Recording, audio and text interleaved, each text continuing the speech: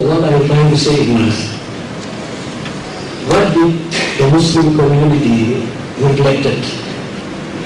So, we are warned in the Quran, more or less the translation says that if you don't do the work of da'wah, I will substitute in your place another nation and they will not be like you. And we can see where countries, they start abstaining themselves from doing da'wah. And what happened? The non-Muslims ruled over there. Spain, India, and all that. So what I think is, and Rasulullah Karim sallallahu alayhi wa sallam said, below the message even is one verse. But today people have this concept of understanding this. Only the alim ulama do the work of da'wah. We can see certain part of the world people do not even know how to utter the kalima tayyiba. Now whose responsibility is that? Yes, Brother Ibrahim, you can be here. There are certain people here, yes. Now what about those rural areas? People do not know how to utter the kalima. They have not heard the azan for years. I'm coming to the question. So what I am asking Imran is, what is the duty of Ummat of Nabi sallallahu alayhi wa sallam on this current time? What is the duty? Because if we it is very short. Getting to the question, if we do not do this word, there is not going to be another prophet coming to the world. Our Nabi Karim sallallahu is the final messenger of God. So the whole world, the Muslim community, will turn against Islam. There is not going to be another prophet coming. So whose duty is that? That word of da'wah is bestowed upon the Muslims. Please put your question. My question is, Brother Ibrahim kindly elaborate on this matter. The question, if I understand you correctly, is who must preach Islam in this age? The answer is all of us must preach Islam in this age.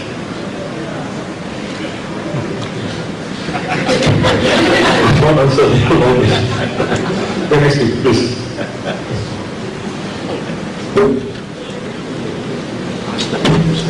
In your early speech, you mentioned the Dajjal and Surah Al-Kahf.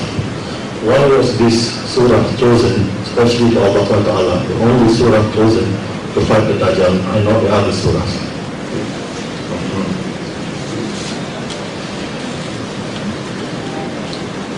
It is the Prophet ﷺ who can answer that question really.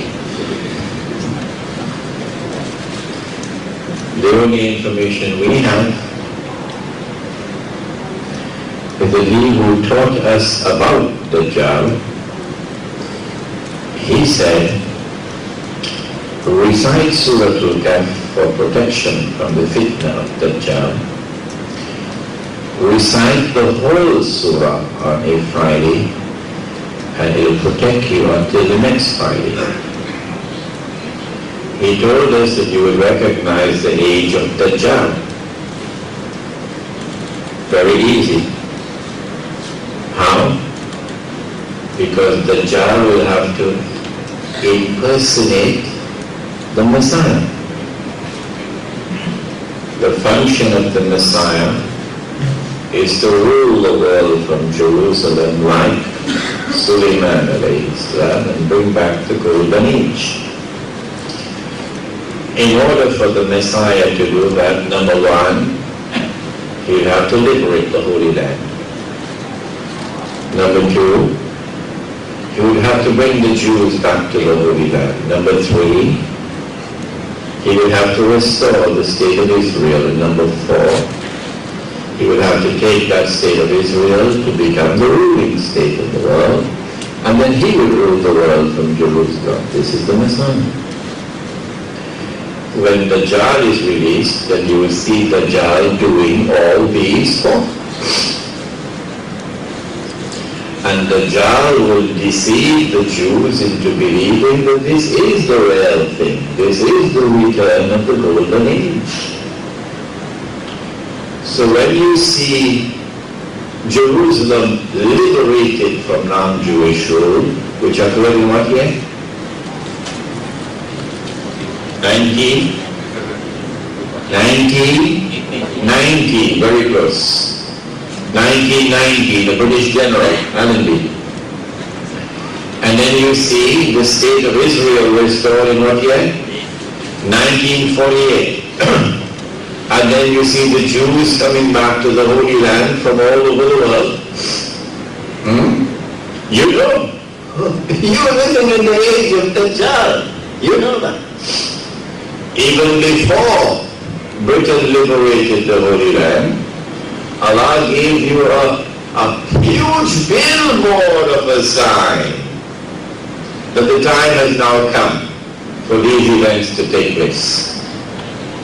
That the people who rejected Isa alayhi salam will now end their days by having to accept him.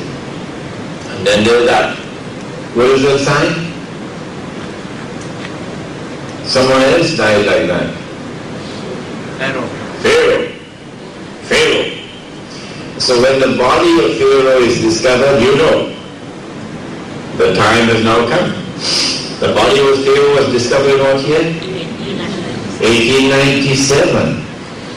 So from 1897 you should be watching like a hawk, watching the Holy Land, watching the Holy Land from 1897.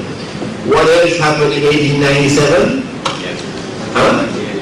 The Zionist movement was established in Europe in 1897. So you got to be blind. Really? You got to be blind not to see that the countdown has begun.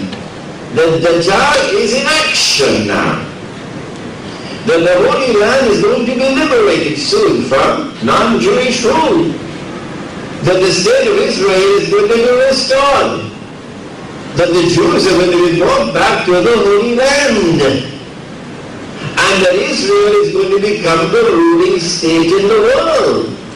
In 1897, you could have stood up and said, these things are now going to happen. These things are now going to happen.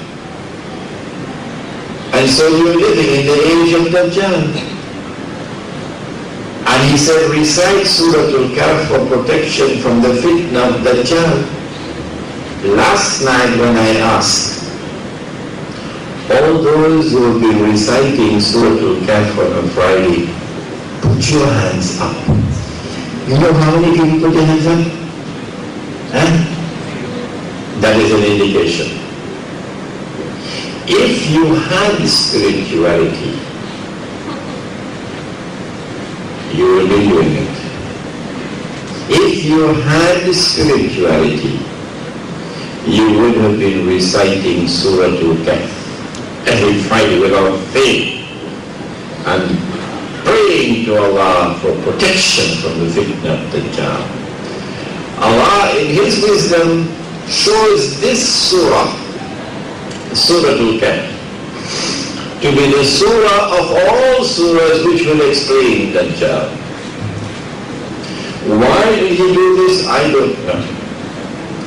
But the answer to your question is, our response must be not only to read the surah, but also to study it, so that we can understand the strategies of Dajjal. That's why I'm writing a book on the subject, Surah Al-Kahf in the modern age, but it's taking a long time to finish. My book on Jerusalem in the Quran is almost finished. It's got 210 pages at the moment. I need just another 30 or 40 pages. And that book will be finished with last night's lecture. Then I have to go back to Surah Al-Kahf to try to finish that book, inshallah. Yes, sir. Please.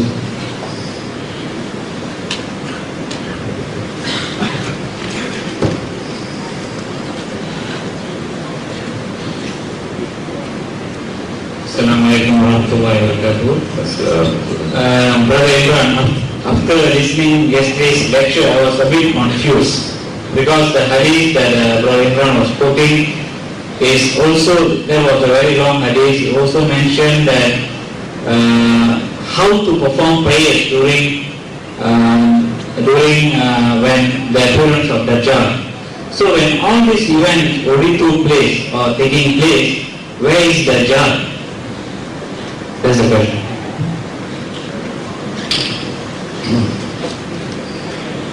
The hadith is,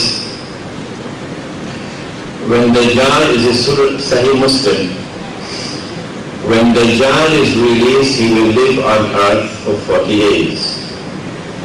One day like a year, one day like a month, one day like a week, and the rest of his days like your days. I said that it is only when his day is like our day that he will be in our world. This interpretation is confirmed because the companions asked, O Messenger of Allah, if we were to be in that day, which is like a year, how will we perform salah? He said, you have to calculate. In other words, the performance of salah in a day which is like a year would not be the same as the performance of salah in the day in which we are normally living. So this answer of the Prophet ﷺ clearly demonstrates that when the Dajjal is in a day which is like a year, it will not be like our day. When he's in a day like a month, it will not be like our day. When he's in a day like a week, it will not be like our day. Where will he be? In a day like a month, and a year and a week. Yesterday we devoted attention to the geographical location. Namely, a day like a year, we said Britain, the island of Britain. Today let's look to the other side of the picture. Are there angels in this room now? Yes. There are hundreds of angels in this room now. Each one of us has 2 angels with us. Each one of us. Can we see them? No, we can't. But are they here? Yes, they are.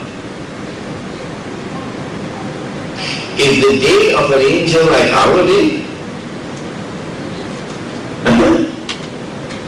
Does an angel have Fajr and Zohar and Asr and Maghrib and Isha? No. The angel does not exist in that dimension of time. The angel is right here in this room. But the angel is not in that dimension of time in which we are. So the sun does not set for the angel. The sun does not rise for the angel the way it sets and it rises for us. And so if an angel is to perform salah, will the angel perform salah according to our timetable? No. If you were to go into that world in which the angel is, would you perform salah this way, according to this timetable? No. You would have to calculate. Can the angel come into our world? Yes. Jibreel alayhi salam came as a human being. Are there jinn in this room? Yes, they are. Can we see them? No, we can't, but they are there. Do they exist in our world? They are here in this room, but they are not in our world. Is their day like our day? No. We live 60 years, 50 years, 70 years, maybe 80 years. That's our lifespan. What about the jinn? The Prophet said, sallallahu alayhi wa sallam, he says, يُبْعَثُ مَعَهُ شَيَاطِينَ. That shayateen or Satans are going to be raised with Dajjal.